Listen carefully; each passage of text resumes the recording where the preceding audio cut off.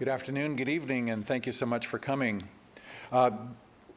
This is our Ontario Brain Institute Sleep and Relax for Brain Health public talk. So I wanted to welcome you. My name is Tom Mickelson. I'm the President and Scientific Director of the Ontario Brain Institute. But as with all of our events, I want to acknowledge that the OBI office is located in Toronto, the Indigenous name for Toronto, meaning the place in the water where the trees are standing. We're on the traditional territories of the many Indigenous nations, including the Mississaugas of the Credit, the Anishinaabeg, the Chippewa, the Haudenosaunee, and the Wendat peoples. And is now it's home to, of course, many First Nations, Inuit, and Métis peoples. We're, of course, very grateful for the opportunity to live, work, and learn on this land, and affirm our responsibility to engage in reconciliation. As part of that commitment, we'll be looking at ways to center Indigenous perspectives in our public talk series, and are seeking opportunities to learn from the Indigenous science and wisdom, and you'll join us in that effort. So over the past 8 years, OBI has hosted more than 30 of these public talks, featuring experts in neuroscience of all types related to brain health. These conversations, of course, are meant to educate, inform, and empower you, the customer of the system, with knowledge around brain health and drawing from the latest advances in research and care. The goal of the 23-24 series, the Brain Health Basics, is to offer simple, insightful, and science-supported ways to support brain function in everyday life. So today's Sleep and Relax for Brain Health event, we hope to share knowledge about sleep and the brain and how practicing mindfulness can support relaxation and rest to the service of our own brain health. Many of you responded to a survey that was sent out for how well you sleep and how well rested you are when you wake up, and I'm pretty sure most people have issues of some sort. But for the lucky 1/3 of us, of all who sleep well and wake up rested, please tell us your secrets, for one. And for the other 2/3, we hope this talk will give you better understanding of your sleep and the knowledge to help you sleep better. Before we introduce the panel and our program here, I'm pleased to welcome via video remarks Heather Chalmers, who's the President and Chief Executive Officer of GE Canada. She leads international advocacy for GE's suite of technology products across power, renewables, and digital for GE Vernova, GE's portfolio of energy businesses. She's also been a member of our board, the OBI Board of Directors, for more than 4.5 years and currently serves as its vice chair. We're very appreciative for her leadership and guidance in this role, so we're going to hear some remarks from her, after which we'll start with the panel. Thank you. Good evening, everyone. As Tom said, my name is Heather Chalmers, and I'm the President and CEO of GE Canada, and I'm also a very proud OBI board member. I wish I could be there with you this evening for this incredibly important topic. I'm always impressed by the way the Ontario Brain Institute brings together experts across the province's brain health spectrum, seamlessly connecting researchers, innovators, and caregivers. OBI's mission is to enhance the quality of life for those impacted by brain disorders, whether they be our own challengers or those of loved ones, family, and friends. And what's even more impressive is how these collaborative efforts span the diversity of brain disorders, and unfortunately there's all too many, but they also address the brain health across its entire lifespan. And that's why it's been a true privilege for me to provide opening remarks this evening, but more broadly, my participation with the OBI team. Like many of you, sleep is a very important topic to me. In fact, it has become one of the most number one priorities for both myself and too many of my friends. And the reality is, without really good sleep on a consistent basis, it can affect your ability to optimize your performance at work, it impacts your relationships with friends and family around you. It is a big deal. And I am very much looking forward to learning more tonight. And, the good news is, despite the challenges with sleep that, as I mentioned, I've experienced, and I know you probably have as well, there are some things that we can do to improve. Research has advanced our understanding of sleep, shedding light on its complex mechanisms, and has provided invaluable clues on how we can enhance the quality of our slumber. Many of these things are simple lifestyle modification, but there's a big difference between knowing and doing. And through this talk, I hope you become motivated to learn more, try different tools and strategies, and ultimately develop a better sleep practice. I know that's my goal. So without further ado, I'd like to introduce our moderator. Please join me in welcoming Dr. Krishana Sankar, a molecular and cellular biologist with a PhD from the University of Toronto. Krishana is a researcher and science communicator, passionate about dispelling health and science misconceptions in person and on social media. Krishana, welcome.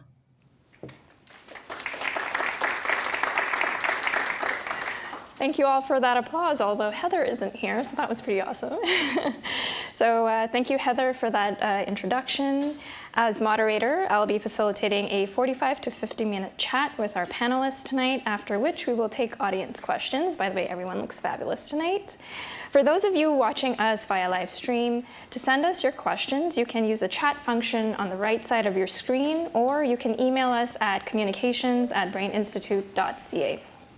For those of you here in person, when you have a question, please raise your hand if you're able to do so. And Caroline, who is over there in the striped sweatshirt, she will pass you pen and paper or pencil. Please hand it back to her after you've noted your question. And you can also email us at communications@braininstitute.ca. Now, allow me to introduce our lovely panelists. So first we have Maryanne Lewis. Maryanne, I'll welcome you to the stage. Maryanne is a high school teacher at an Ottawa private school that specializes in students with dyslexia and other learning differences, and a member of the CANBIND, Canadian Biomarker Integration Network in Depression Community Advisory Committee, since 2020 as a person with lived experience. Let's welcome Maryanne. Next, I'll invite Dr. Alison Smith to the stage. Dr. Smith is an expert in neurophysiology and applications that can alter brain functioning, and a co-founder of Roga, a mental health care platform and wearable device to manage stress and burnout. Let's welcome Dr. Alison Smith. And last but not least, Dr. Stuart Fogel, Associate Professor in the School of Psychology at the University of Ottawa, researcher at the Royal Institute of Mental Health Research in Ottawa, and Director of the University of Ottawa's Sleep Research Laboratory. Welcome, Dr. Fogel. All right, so before we get our discussion started, please join me as Erica Kasperson, a certified unified mindfulness teacher, trainer, mind-size coach, and mindfulness meditation teacher and mentor, leads us through a guided mindfulness meditation to help calm our minds. Hi, everyone. My name is Erica Kasperson, and I'm delighted to be here today to offer you the short guided mindfulness practice called 9 Magic Breaths. So I hope you enjoy the practice and find it nourishing. So to begin, you're invited just to take a pause from your activities. You might gently close your eyes if that's comfortable, or the eyes can be softly open as well. And taking a moment just to sense your own presence in this moment, perhaps inviting a sense of appreciation for who you are and how you've showed up today. And you might find some comfort in the chair where you're sitting, finding a posture that allows you to be both alert and comfortable. Perhaps feeling the sense of connection of the feet to the ground, the body in the chair. So that feeling of support allows you to begin to ease any tension that's not required to hold your posture. And then bringing some soft awareness to your breath. This practice will be a practice that brings some awareness to our breath. And perhaps breathing in just a little more deeply so you can feel the in-breath move through the body. And perhaps noticing on the out-breath a sense of release and ease as your body just allows itself to settle and be supported in the chair. And for these first 3 breaths, you might imagine with each out breath a sense of letting go of your thoughts. And perhaps thoughts arise and catch your awareness like clouds in the sky that appear and disappear, and then leaving a wide open sky.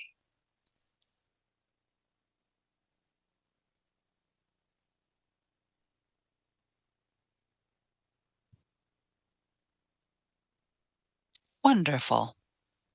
And now for these next 3 breaths, you might imagine on the out breath a sense of softening, a sense of letting go any physical tension the best you can.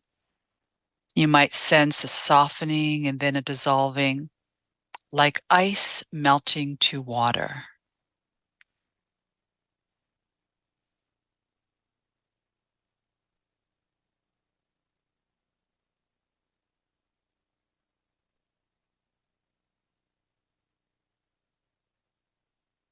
Wonderful. And now with these next 3 breaths or so, you might on the out breath invite a sense of imagining letting go of burdens in the heart. Maybe you'll sense a loosening and a releasing, as if water is disappearing into vapor. Or maybe a heavy fog is beginning to lift, allowing the light of the sun to fill you up and warm your entire being.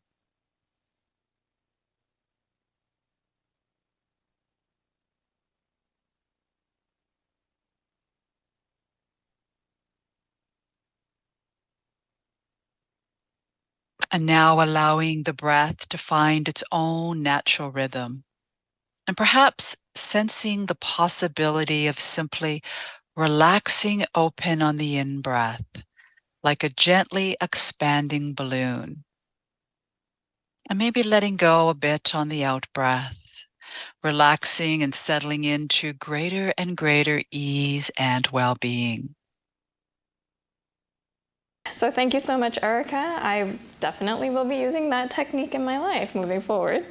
Now, turning our attention to our lovely panelists up here, let's get the ball rolling with Stuart. So Stuart, what does good sleep look like? Well, sounds like an easy enough question, but the answer is difficult, and I think we probably all know that in the room, that there's no easy answers to that. Maybe I can probably dispel at least one myth. We hear a lot when I get asked, how much sleep do you need? And you hear the number 8 hours per night thrown around a lot. And I just want to emphasize that that's really just an average, and that for everyone in the room here, some of us are going to get by fine on 5 or 6 hours of sleep.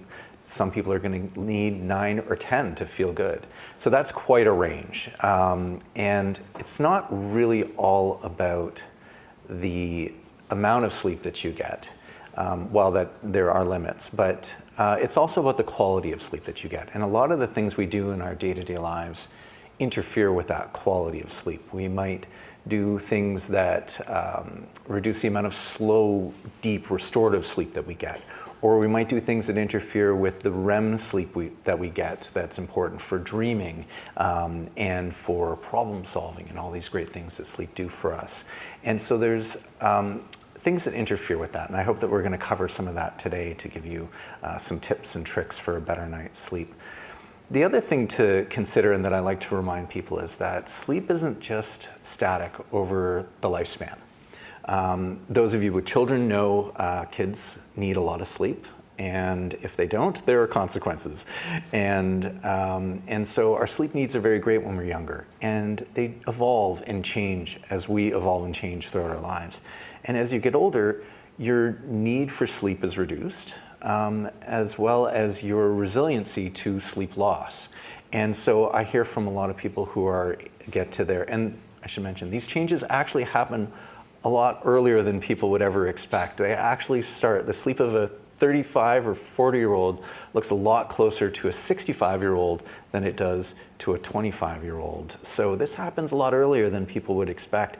And I hear a lot of questions about how they're not getting enough sleep, but this is just a natural evolution of our sleep over the lifespan. And I think we put a lot of pressure on ourselves to get more sleep when maybe that's not even what is required. So I hope today we'll touch on a lot of those issues, and that you'll walk away today with a little bit more knowledge and things you can try for yourself for the 2/3 of the people in the room who are not getting the sleep that they need.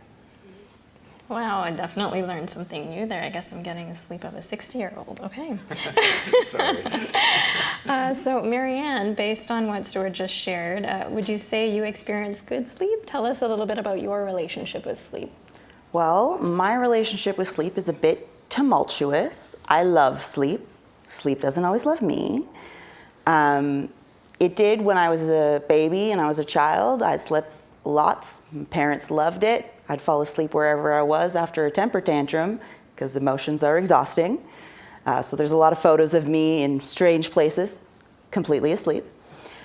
But by the time I became a teenager, things got a little messy. I was diagnosed with anxiety and depression, and I became an insomniac. And we don't really know whether the mental health stuff caused the sleep stuff or the sleep stuff caused the mental health stuff. Personally, I think it was a bit cyclical. I think both had an effect on both. I was being treated for my mental health, but I was also seeking help for my insomnia, and I learned a lot of great tricks and tips, that's the word, from my therapist and from other people who are also suffering from sleep stuff. I did try different medications as well as over-the-counter stuff. I tried everything there is, really. Eventually, I was able to get myself into a place where sleep was more regular and pretty good quality, I'd say, pretty good quality. And that stayed course for a couple years, which is great. Unfortunately, now I'm running into a different problem where I feel like I'm sleeping too much. And I think perhaps that's where quality of sleep is the issue. I think I'm not getting the quality of sleep that I want because I don't know why. Maybe I'm stressed. I don't know. I'm talking to my doctors. But if I'm napping all the time and I'm sleeping many hours, maybe I do just need those 9+ hours, 10+ hours, or maybe I'm not getting the quality. So I don't know. It's hard to tell. This is true. So thank you so much for sharing that with us, Maryanne. So Allison, let's try to help Maryanne and everyone else in here, including myself. So you've developed a tool that helps to reduce anxiety, a mute button, so to speak, for the brain that helps to stop rumination and worry. Please tell us more. Yeah, so at Roga, we developed a mental health care platform designed to reduce stress and burnout. Through the platform, we provide a wearable device that's designed to reduce brain activity that causes stress responses. We also provide a companion app that generates highly personalized, very specific AI-generated guided meditations and relaxation content. So we sell the product primarily through companies who are interested in supporting the mental health of their employees. And in terms of how our device works, it's very discreet, very low profile, very pocket-sized. It looks like you're wearing a pair of Apple headphones. So the form factor of the wearable looks very familiar to people, and they feel comfortable using it wherever they are, whether they're at home, at work, or on the go. And in terms of how the device works, the headset comes with 2 small stimulation pads or electrodes that you place behind each of your ears on the skin. and the stimulator provides a low-level stimulation to the peripheral nerve behind the ear, and it sends a signal to the brain to reduce brain activity in an area called the default mode network. This is where we create worry and rumination. And if you quiet that area, Roga users describe it as becoming more resilient. And as they use the device, they also report feeling more relaxed and their sleep quality is improved. Oh, that sounds amazing. So Stuart, you have also been involved in the development of neurotechnology to support a better night's sleep. What is science and research telling us about relaxation practices? Well, I think we've already touched on a few key points there, and I think that's one of the core things that's required in order to get a good night's sleep is to have a good routine to wind down. Just like we had the meditation session there, that's a great thing to do before bedtime. You want to have a regular routine where you relax and you get rid of all your normal stressors. You don't want to sit in bed and do your taxes or study for an exam or anything like that, or catch up on the news even. It can be a little negative or intense. You want to have something that really just gets you to wind down and relax, and that's really key to getting a good night's sleep. The other things that are important are your brain really craves regularity. It wants to do the same thing every day, every night at the same time. And that sounds almost like an ask that's too far for some people, but the more you can get to that sort of place, the better. Same meal times, same bedtime, same wake times. And if you get really good at this, some people have even told me they can do away with their alarm clocks, that they'll wake up actually just a minute or two before their alarm goes off. And they're like, I don't need this thing anymore. I'll just get rid of it. The other thing is your brain is tuned to the light. When it's time for bed, dim the lights. That's going to set off a chain reaction in your brain that's going to promote sleep. It's going to release melatonin, which is sleep promoting. And so that's really beneficial. Also, our brains are always monitoring our body temperature. And one thing that has to happen for us to fall asleep is our body temperature has to drop. And so we want to allow that to happen naturally. A lot of people, especially this time of year, it's getting cold out there, they start to bundle up and they throw the duvet back on the bed and they bring out the flannel and turn up the heat and everything. You actually want the bedroom to be cool year-round, and that will allow for that natural drop in body temperature that's going to facilitate sleep. So yeah, those are kind of my key take-home little tips and tricks. Some of them are counterintuitive, and some of them are actually pretty difficult to incorporate into your lifestyle. But I think that's part of the challenge. Yeah. I'm still struggling with not putting the duvet on the bed. I love to be super toasty, but then I'm sweating in the night, and it wakes me up, right? Yeah. So I don't get a proper Same with the hot sleep. bath or hot drinks. People associate coziness and warmth with falling asleep, but actually, if you have a really hot bath before you go to bed, you're going to raise your body temperature. It's going to take you longer to fall asleep. So. Yeah. Noted. It's tricky. So Maryanne, you shared with us that you developed insomnia, and both Stuart and Allison shared with us some different neuro techniques, if you will. So can you share with us some of the strategies that you are currently using to sleep and relax? Yeah, I'll start by not mentioning that I tend to have a bath before bed. I won't tell. I do it to relax more than to, warm up. But, relaxing the muscles, that kind of stuff. My mom and I used to go to yoga when I was in middle school. We'd go to the community center and we'd do yoga. And I've learned lots of relaxation techniques just from that experience of, you don't have to do a full yoga set, a whole bunch of poses or anything, just focusing on your breathing and relaxing your muscles, maybe one at a time, slowly working up the body. That's one of my go-tos when I'm struggling to sleep, or I notice I'm fidgeting in my sleep, or I'm rubbing my feet together. I'm like, okay, wait, no, let's stop. Let's relax our feet. Let's relax our legs, and so on and so forth until I'm not fidgeting anymore. Another really big tip that helps if you're if you're not falling asleep and you've laid in your bed for like an hour, 2 hours, whatever it is, get up out of your bed, because you're going to keep fretting. You're going to keep thinking about, oh, now I have 5 hours before I have to wake up. Oh, now I have 4 hours before I have to wake up. And that's obviously not going to help, worrying about that. So get up, go sit in a quiet, dim room.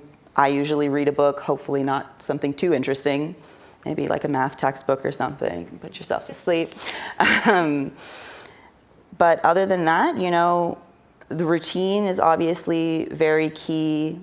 Doing the same things before bed, only using your bed for sleep. You shouldn't, as you said, don't do taxes in bed. That sounds like a terrible idea. But you shouldn't even be reading in your bed, really. Don't scroll through your phone. I'm not good at that one. I don't think any of us are. I don't think anybody's good at that one, but you know, that screen light is not good, and you should be just using your bed for sleep. So when you get into bed, your body's like, oh, it's sleep time. Oh, I should do that thing now. Yeah, that's my laundry list of tips and tricks. Well, we're now building up our arsenal of sleep tips and tricks. So Allison, how can data collected by a sleep tracker be meaningfully used to improve one's sleep patterns? Because you did mention that personalized aspect of Roga. Yes. So when you're trying to solve any kind of issue and you don't have any data or metrics around the cause of that issue, it is incredibly difficult to solve the problem. So if you have issues with your sleep, but yet you don't have any data about your sleep pattern, knowing how to solve the issues and improving your sleep is really difficult. You end up in this trial and error cycle that is never ending. So luckily, with the advent of innovation in wearable devices, we have an incredible opportunity now to collect data on our own sleep at home. Now, if your sleep issue is intense enough, typically your family physician would refer you on to a sleep clinic.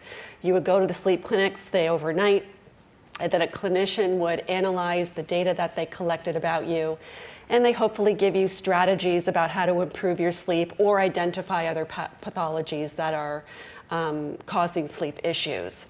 But now you could wear a watch or a ring or have a device that you slip under your mattress to collect data about your sleep patterns. And it's really empowering and very enlightening. It could tell you things like, how many hours are you sleeping? How many minutes or hours are you getting in the deep sleep zone? How many times are you being woken up at night unbeknownst to you and you're out of your sleep cycle? Personally, I found the whole thing very enlightening.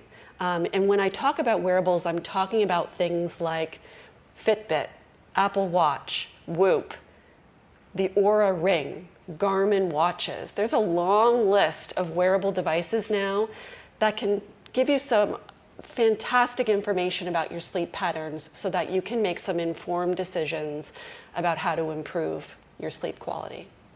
Great, thank you so much for that, Allison. So now let's throw it over to all of you. We'll take some audience and viewer questions, and I see that some have come in. Just as a reminder, if you have any questions, and I'm sure we all do because we're all here to get that better sleep, you can use the chat function on the right side of your screen, or you can email us at communications@braininstitute.ca. So we'll start taking some audience questions now. Okay, so our first audience question has come in for Stuart. So it says, what can you tell us about science-backed links between sleep and meditation? What is happening in the body as we move through a mindfulness practice? Right. So when we're in a meditative state, part of what we observe, at least from the research that's out there, is that our brain waves actually change, where if you're successful at meditating, you can alter your brain waves. And those alterations in your brain waves can actually be more conducive to sleep. It's the kind of state that you might get into as you're falling asleep. And so not only that, but just the practice of meditation itself is the kind of thing that you want to sort of strive for when you are laying in bed and you're trying to fall asleep or having difficulty falling back asleep. Is the process there is more like meditation than other things. The more you, because in a lot of meditations, the idea is to let go, to relax, and to get yourself away from the default mode network where you're really inwardly centered or overly focused on yourself, and just let things go. And so just knowing how to do that through practice meditation can help to facilitate falling asleep and getting back to sleep when you're having trouble doing that. So. Great, thank you for that. The next question we have here, and maybe to the panel, but I probably might start with you, Allison. What are the effects of having been busy prior to settling down to sleep? For example, I often feel pressure or a full feeling in my head after multitasking or screen time. What could cause this, and what can I do about it? Busy brain. Yes. Yeah. It's exhausting. It's really It's that exhausting. rumination and worry. Yeah, that goes back to rumination and worry, and the area of your brain that mediates that is the default mode network. And so it's a connected series of areas of your brain that help us to think about our present moment, and also thinking about what were we doing in the past. You know, when there's a lot of cycling around stressful thoughts and really focusing in on them, and people who have difficulty with their stress typically have much more activation in the default mode network that they need to try and find a way to reduce over time through meditation or through other wearable devices that can help with that. Great, thank you for that. And Maryanne, do you have any sort of, are any of your strategies or tips that something you use? that makes me think of is journaling. When your brain is so full and you've got so much going on, I do this as a teacher. I'll think of a lesson plan and I'll be like, oh, I should do this. Oh, that video that I saw, that would be really great. Is if you write it down, it's there, it's out of your brain. You can let it go, but you still have the idea because it's written down. So journaling is something that I would say is a good tip for that. That's very effective too in the middle of the night. I have the same sort of thing. I call it my forget-me-now pad, and I can never read my writing in the morning when I go to look at it, but it doesn't matter. It's the act of doing it, like you said. You scribble down whatever is keeping you up at night. You wake up in the middle of the night, you go, oh God, I have to do this tomorrow, in your busy brain. Write it down, and you can forget about it. And you go, I'm not going to do anything about this. I'm not going to solve this problem tonight in bed. I'm just going to write it down. I'll take care of it in the morning.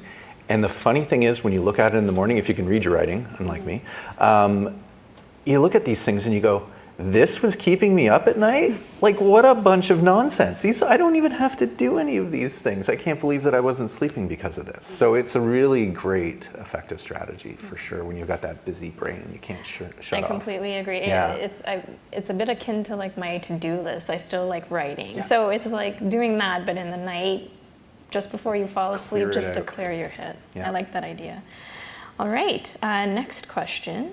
What can you do if you fall asleep fine, but wake up after a few hours and have trouble getting back to sleep? So I know, Maryanne, you had mentioned some of the things that you do. You get up, walk around, might leave the bed to go read a book or something like that. Allison? Well, this is Stuart? definitely something I've been struggling with lately, the phenomena of waking up at 4 a.m. So yeah, looking for tips over here. So there's a couple of things. I mentioned sleep changes as you get older, and especially now, it's getting dark awfully early. And the truth is, if you're falling asleep at 9:30, 10 o'clock, you're going to wake up at 4 or 5, and you may have gotten the sleep that you need, but a lot of people wake up at 4 or 4:30 and go, oh my goodness, I'm up, it's the middle of the night, what am I going to do? Maybe you're okay. Maybe you should just get up out of bed and see how it goes. But the point that you raised, getting up out of bed, it seems so counterintuitive because you're like, how am I going to sleep if I get out of bed? And really that's an important part, because if you're laying in bed and you're ruminating about not sleeping, then you're creating this vicious cycle. And that's one of the most, we're kind of dancing around a bit of a thing here, the elephant in the room for me at least, is it's called cognitive behavioral therapy for insomnia. And that's one of the more challenging things to exercise when you're going through this process. We talked about all these other tips and tricks. That falls into the category of sleep hygiene, good sleep habits. But cognitive behavioral therapy for insomnia, or CBTI, that's part of it, is actually only using the bed for sleep and getting out of bed when you're not sleeping, and then only return back to bed when you feel tired again. And it sounds really counterintuitive. It's very difficult to do.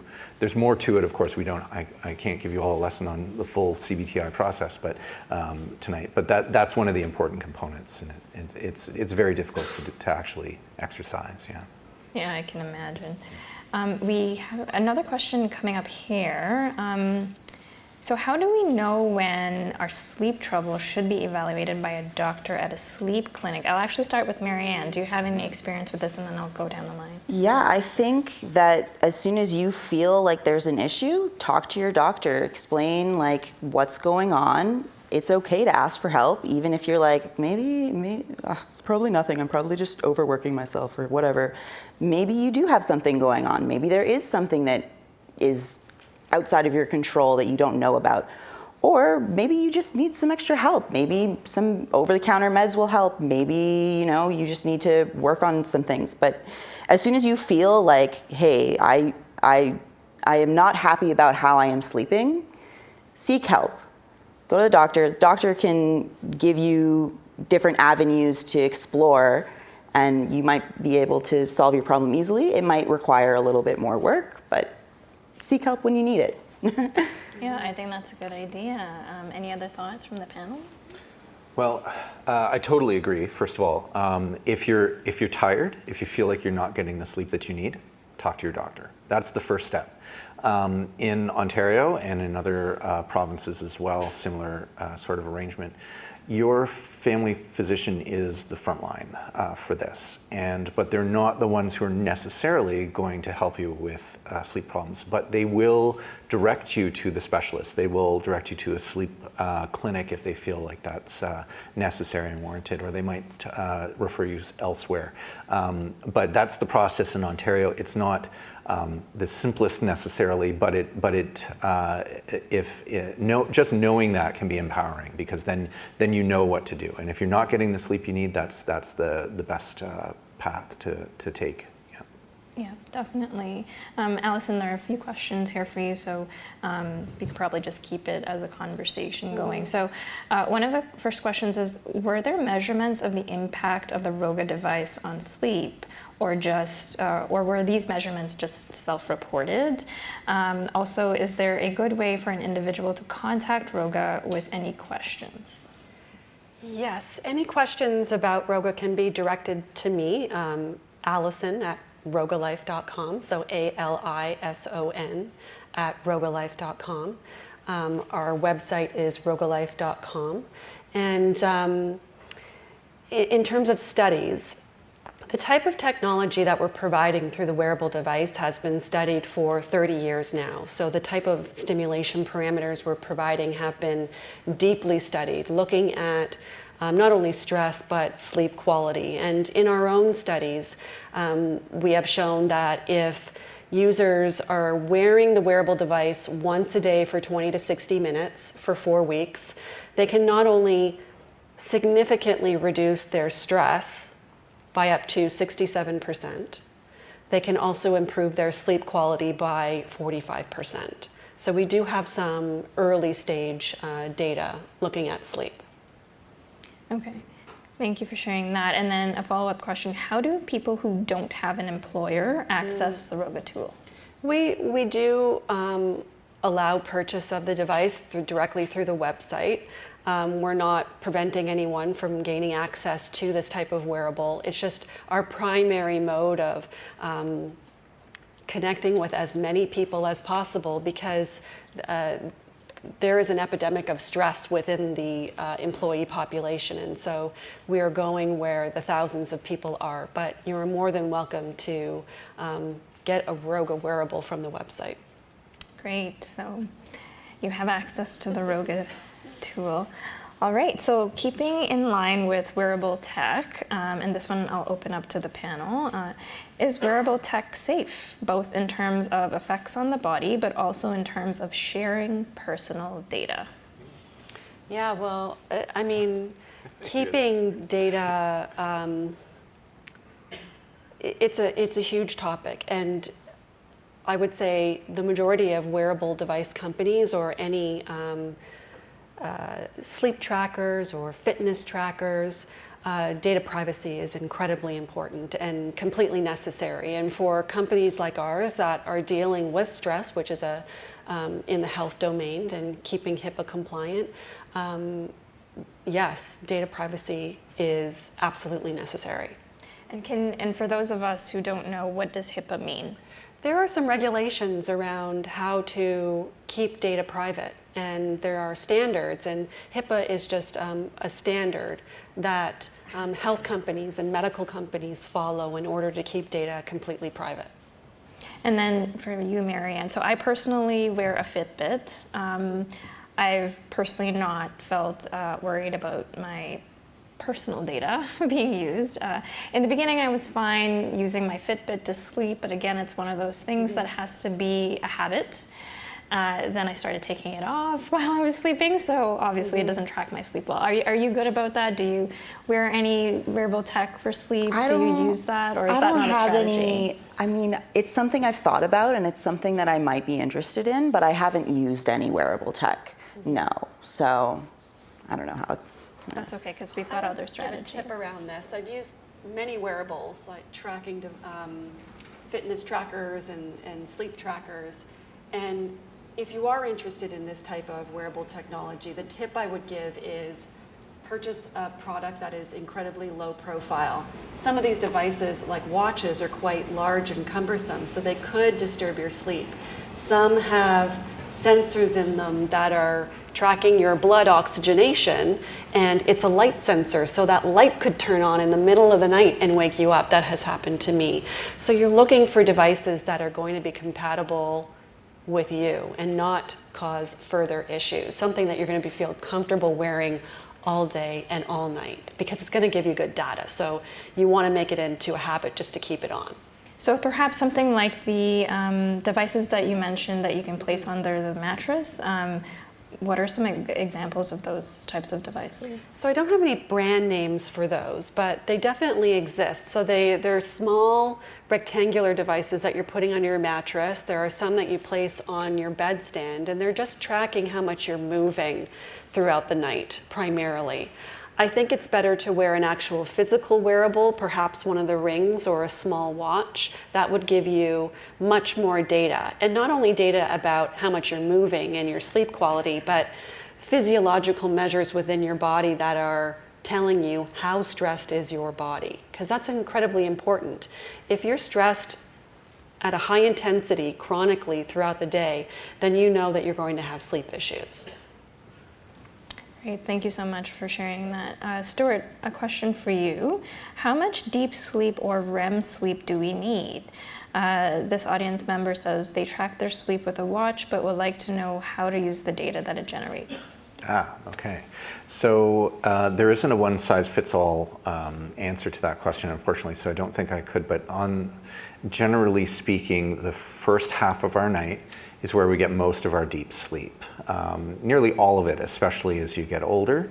And about half of that first half of the night, so a quarter of the night, is in deep sleep, maybe more if you're younger.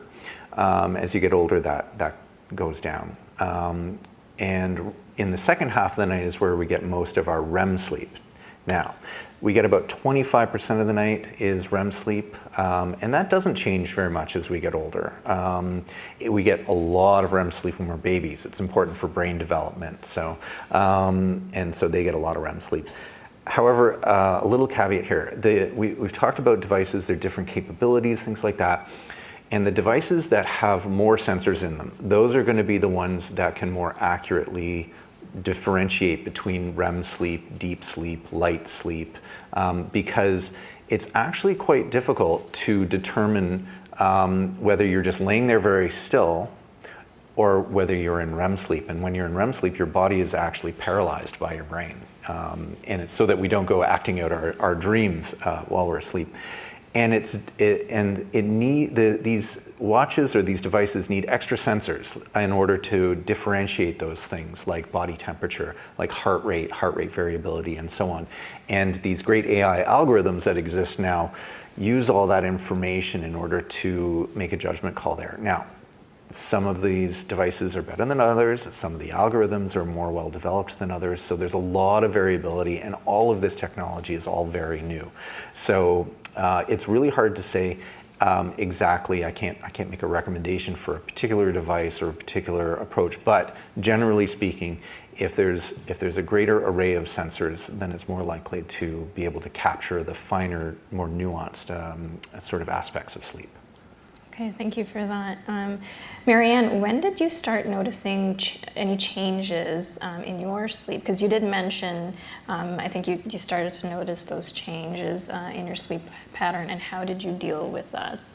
So I think my earliest knowledge of my sleep being not great was puberty, and mostly because I needed way more sleep than I was getting.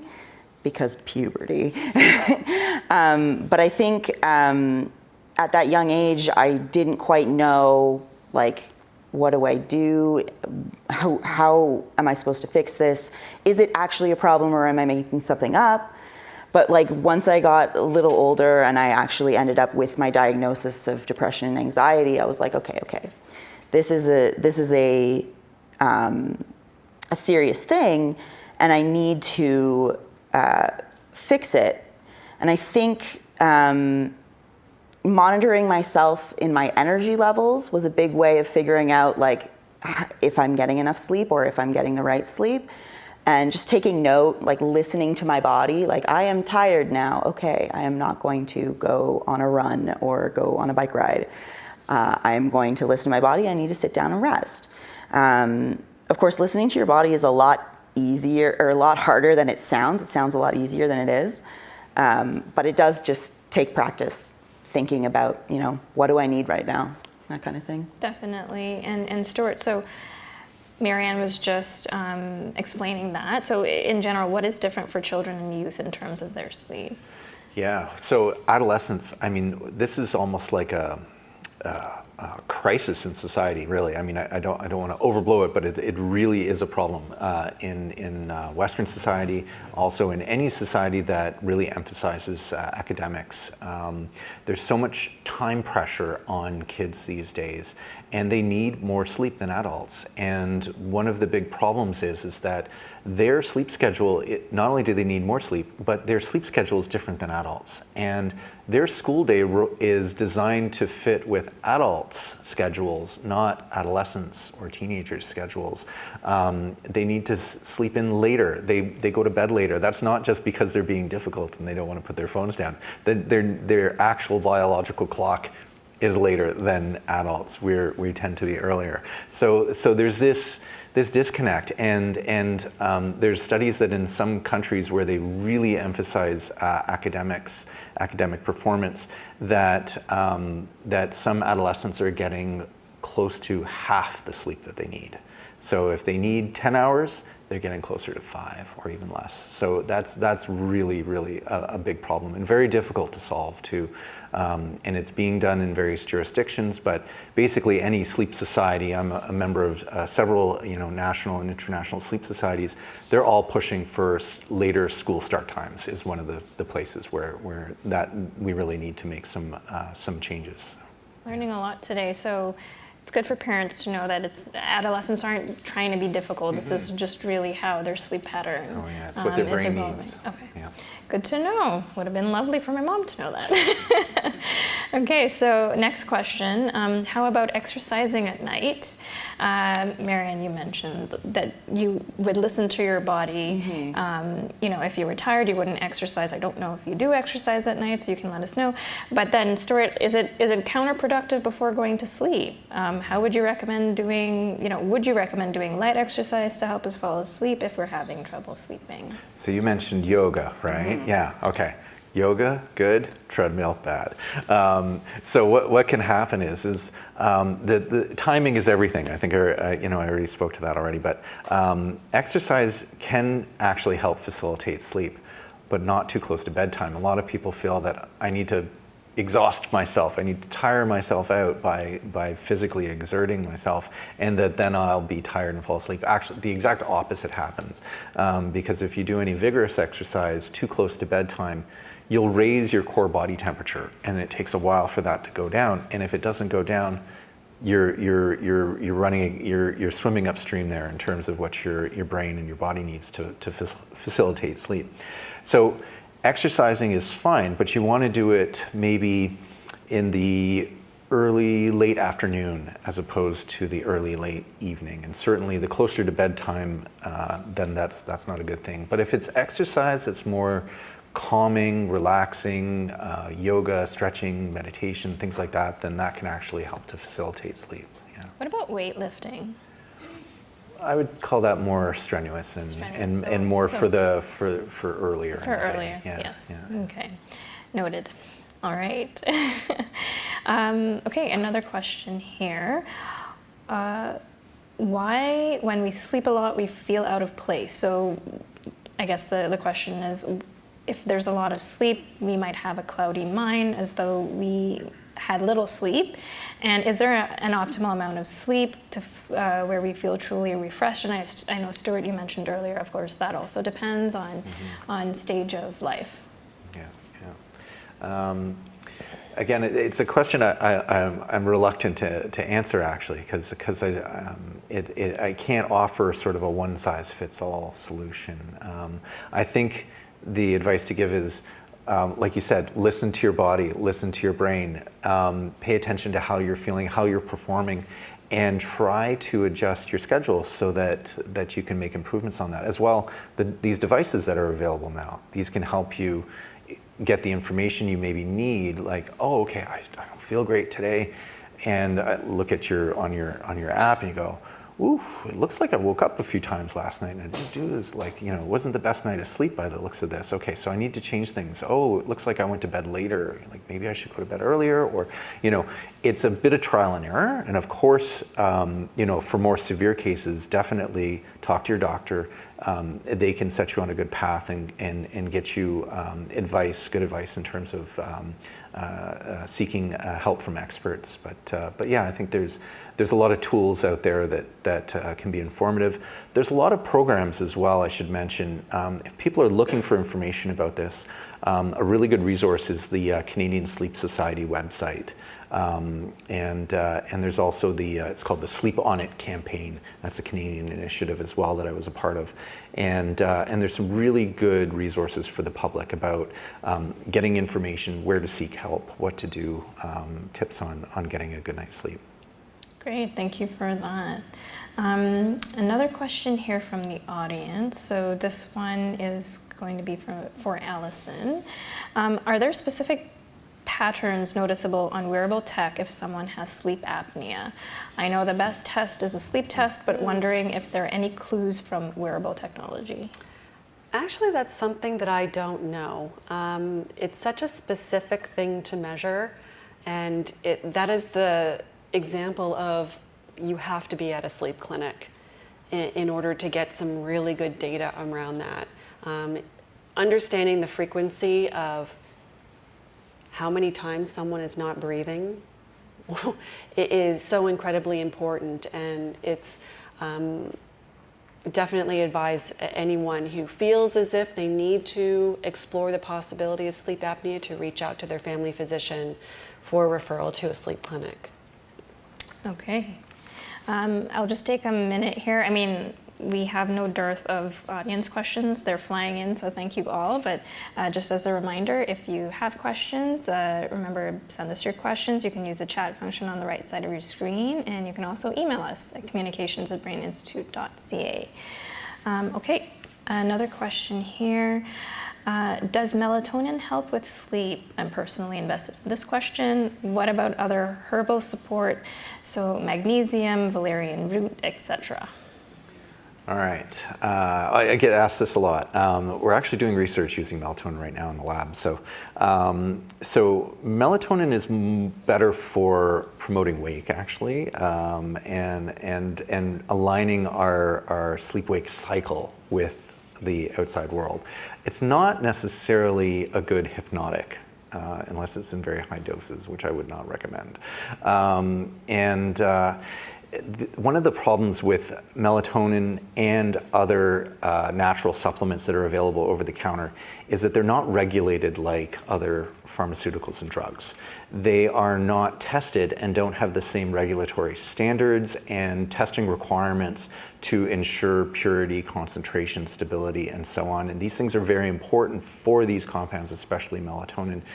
And there's been several studies that have even shown that, valerian root, and there's all sorts of different ones, I won't go on, but that even some of them didn't have any of what was written on the bottle in the pills. So it's highly variable and almost impossible for consumers to know what it is that they're getting. So I don't really encourage that as a good route. So there are melatonin products out there that are available, but just to give you an idea, the studies that we're doing in the lab, we get pharmaceutical grade melatonin. There's only one maker of that in Canada that's not available to the public. So actually what we're getting that we can say we're confidently delivering this exact amount of melatonin in our studies, unfortunately that type of product isn't available publicly. So I wouldn't discourage people from maybe trying things that might help them or work, but exercise caution and be skeptical and definitely read the label. Okay, noted. Very good to know. A few more audience questions coming in here. Can you mention any good CBTI apps or places to learn more about the technique? University of Laval.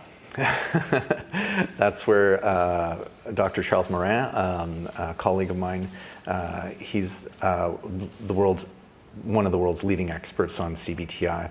And they've developed a platform. That's just one of them, but that's the one that first comes to mind. There are others, and there are many in development right now. There's also some really good books out there. You don't necessarily need technology to do this. There's some great guidebooks.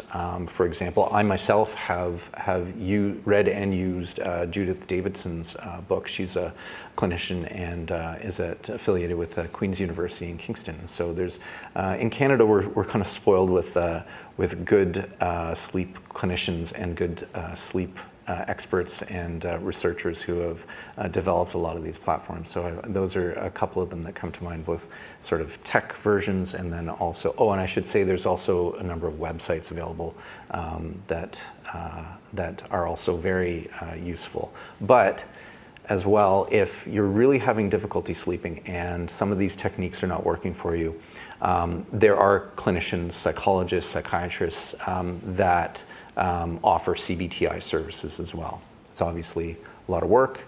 They tend to be out-of-pocket services as well, so there's difficulty with access and things like that. But yeah, I think there's many more options now than there was 10 years ago, and I hope to see more of them in the future. Great, thank you for that. So University of Laval. University of Laval is a great place to look first, yeah. And Maryanne, do you happen to use any apps, or have you used any CBT? I haven't done CBT specifically. I know people who have, and they've said like it's helped them. They've had one of my friends was in a group therapy basically, where they were all doing CBT, like learning how to do CBT together, because CBT is basically just like training yourself to do what you want it to do. Basically, it's just training your brain. I haven't used it, but I highly, if you're struggling and you want, especially if you're like very against using any sort of medical intervention, like drugs, I mean, CBT is definitely a good place to look for that kind of stuff. Yeah, CBTI, it can actually be more effective in some cases than medication. And sleeping aids, pharmaceutical sleeping aids, no matter what they are, they may be effective initially, but virtually all of them become less effective over time. And CBTI is actually proven to be more effective than medications in the long run. So it's really I would call it the gold standard treatment for insomnia. Okay, good to know. Another really important question here. Is there a correlation with lack of deep sleep with memory loss or dementia? I'm wondering if we might hear more about changes in sleep that happen with aging, and particularly how it changes in cases of cognitive decline. So there was just an article in CBC News, I think last week or so, and we were mentioned in it. It's to very briefly summarize the study, that they found a relationship between the decline in slow wave activity during sleep and risk for dementia later in life. So. Slow wave sleep declines no matter what as you get older, but they found that those that declined the most were at the greatest risk. So there are relationships with that, as well as other features of sleep, and we're really just at the forefront of this. We're doing a lot of aging research in my lab, looking at sleep, memory, and aging, and we're looking at age-related changes in sleep and the brain markers that indicate cognitive abilities, your ability to learn something new and remember that later on. And generally what we find is that as you get older, that you lose the benefit of sleep for memory. Now, it's not that you become amnesic and you can't remember anything. It's more that when you're young, sleep gives you this extra boost when you learn something new than if you didn't sleep or get a good night's sleep. And as we get older, we lose that edge that sleep gives us. And what we're trying to do right now in the lab is to try and see what we can do. We've identified markers of that in sleep that tell us what to look for. And now we're trying to manipulate those markers to see if we can restore the benefit of sleep in older individuals, and looking at cases like mild cognitive impairment and dementia eventually. Yeah. Oh, yeah. Exciting. Yeah, it's exciting times for that. Exciting Yeah. times. All right, awesome. So Allison, audience question for you. Are the wearable devices mentioned by the panelists useful for people with dementia or mild cognitive impairment? What can be done with the data to help improve sleep for people with a neurodegenerative disorder? That's a very complex question. And I would say that, of course, you can use a wearable to track the sleep of, say, a loved one who has some cognitive declines, but what you do with that information is another question. And I think it could only inform you, but what is it going to do for the individual who has cognitive decline? I'm not sure. This technology is so new, and what it's going to allow us to do in terms of potential treatments for people is in the future. Right at the moment, we're only at the beginning stage of just having the ability to measure. But what that means for someone in terms of their treatment protocol, it's something we have to work toward. And then another device-related question. Do these devices and any frequencies they emit have any negative impacts on sleep? Well, so is the question asking if you were to wear a wearable device like a sleep tracker or a fitness tracker, does that stop you from sleeping? I haven't read any studies on this, from just wearing the wearable and what that does to your sleep quality. Have you come across any data about that? No, but the types of, they're really just measuring devices. I mean, the device that your company has does stimulation, but even that is very non-invasive. And so the wearables that are out there, the sleep tracker devices, they use very innocuous measurement techniques, infrared light, They have built-in accelerometer sensors. They have temperature sensors. They might measure galvanic skin response. It's the electrical conductivity of your skin. They're not delivering anything necessarily other than maybe light, which isn't in any sort of it's not strong enough, certainly not strong enough in any frequency that would be harmful in any way. So I think that they're considered and they're tested for safety. So I think that they're safe, and I wouldn't expect there to be anything specific to them interfering with sleep. But you did mention some of them have lights as part of their sensors, and I've worn them too as well. And if it just turns the right way at night, the thing will beam you right in the eye and wake you up. So, maybe in that way, like all you have to do is maybe learn to sleep with your arm under the covers. But and that's what I was doing. Yeah. Hand under the pillow. Yeah. And then just get a better wearable device that's not gonna have that light in the middle of the actually night. are affecting your sleep. I mean, your device would have gone through some pretty rigorous testing, safety testing and things like that, and I know a lot of them out there have, Roga especially device, the ones that are approved for medical use. and the Roga device is something that you would only use for 20 to 60 minutes. You're not, wearing it throughout the night. It's a very discrete time period, and there's been decades of research on similar technologies with similar stimulation patterns showing that it promotes sleep rather than disturbing sleep. Okay. Good to know. So we've had a few questions come in about the impacts of alcohol and cannabis for sleep. So I don't want to get into this too much, but alcohol is probably the most widely used thing to help people fall asleep. But the sad part is it's a very terrible hypnotic. It may help you fall asleep, but then the sleep that you get is going to be really compromised.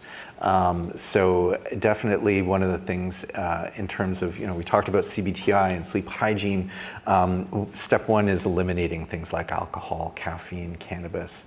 All of these things might help you to fall asleep or help you in some other ways, but ultimately they're detrimental to the sleep that you're going to get. You're going to not get the quality that you should be getting otherwise, and you may even wake up and get a shorter night's sleep as a result. So yeah, definitely it's one of those things to try and avoid. Again, there's a lot of things that are counterintuitive. It's like, if I have a little nightcap, I fall asleep right away.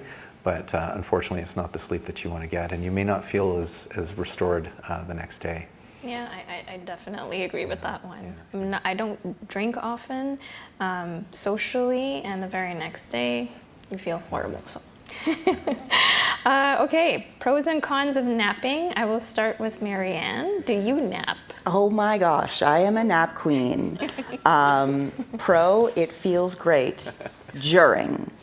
Generally, afterwards, depending on the time of day that you're napping, you might feel like you've wasted the day, or you might even just feel groggy because if you had a short enough nap, you didn't really get any deep sleep in there, probably. So you might not really get anything out of it. However, sometimes you do just need to rest, which is fine. My family has the phrase, I'm gonna go take a lay down, which just means I'm gonna go lay down. I think rest is totally, it's very important. I think napping is a double-edged sword, personally, because you feel good, you're like, I'm gonna nap, it's gonna be great. And then you wake up and you're like, it's dark out, I don't know what time it is, and I didn't eat dinner yet. Yeah, especially during winter time. Yeah, exactly. I've become a napper ever since working from home. So I'm also, right? So I'm also interested in pros and cons for napping. I think I can help you, maybe. So napping, I'm a non-napper, so that means I avoid napping because if I have a nap, I wake up and I feel terrible. I never come out of it. But but that's not to say that napping isn't a good thing. There's a few things. You want to keep a nap short, like 20 minutes, cat nap is best. If you're going like 30, 40, 50, an hour, way too long. Short is really the secret there. And you want to do it when your biological rhythms are sort of where it's a good place to fit in a nap. And that's usually around 1 to 2 in the afternoon. That's the ideal nap time. So that can really help get the most out of a nap and have a good structured nap. The other thing is that you can practice this. You can get better at it over time. You know, you said you picked up napping recently, so but it's not something that is really effective right away. The more practiced you are at it, the better you're going to be at napping. And practice nappers are nappers who actually have a light nap, a light sleep, and not a deep sleep. It's the people like me who like start their night in the middle of the day, and that's detrimental because you go right into deep sleep and then you wake up and you have what's called sleep inertia, where you're groggy and you can't wake up.